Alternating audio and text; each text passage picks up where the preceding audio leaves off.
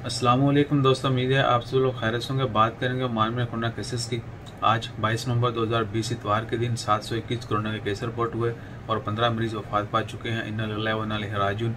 ये पिछले 3 दिन के केसेस हैं। ओमान में कोरोना केसेस की कुल तादाद 1,22,081 हो चुकी है, जबकि सेहतयाब होने वालों की कुल तादाद 1,13,269 है और वफात पाने वालों की कुल तादाद 1,380 है। जबकि पिछले 24 घंटों में 22 मरीजों को हॉस्पिटल में एडमिट किया गया और हॉस्पिटल में एडमिट मरीजों की कुल तादाद 256 है और 121 मरीज अभी तक आईसीयू में हैं। तमाम मरीजों के लिए दुआ करें, अल्लाह ताला उनको जल्द से जल्द शिफाए कामला अता फरमाए। जितने भी लोग वफात पा चुके हैं, अल्लाह ताला उनकी मगफिरत फरमाए, उनके लवाकिन को सब्र जमील अता करे। Dear all, today on 22 November, Oman reports 721 COVID-19 cases and 15 deaths. In Oman, total cases reached 1,22,081 and total recoveries in Oman of COVID-19 patients are 1,13,269 and total deaths in Oman due to COVID-19 are 1,380.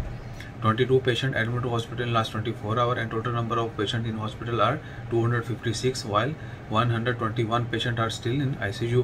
Please pray for everyone. Always take care. Stay blessed. Jazakallah. Allah Hafiz.